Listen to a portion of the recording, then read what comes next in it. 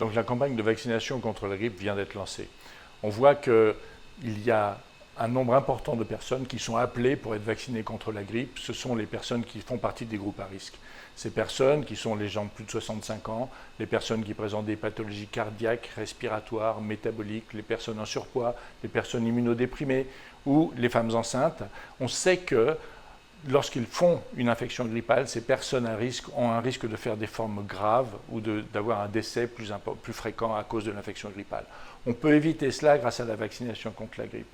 Et on voit très bien le bénéfice que l'on peut avoir, notamment dans un contexte où on sait qu'un autre virus circule actuellement, le coronavirus, et on aimerait bien pouvoir utiliser une vaccination pour réduire la mortalité associée au coronavirus.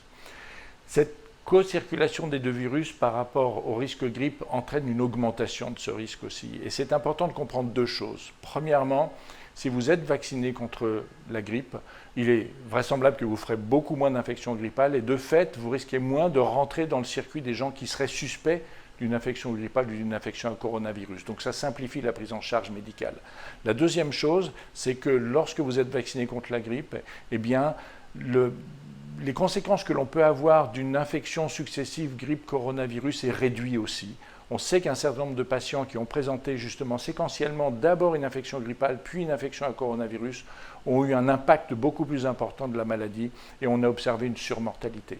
Donc on voit que grâce à cette vaccination contre la grippe, on va réduire un risque de façon significative et cette fois-ci de façon importante aussi du fait de la co-circulation des virus.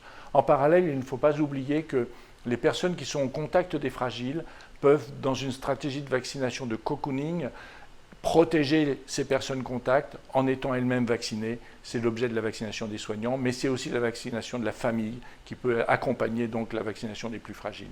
C'est vraiment important d'être vacciné contre la grippe cet hiver. Faites-le, il n'y a que des bénéfices.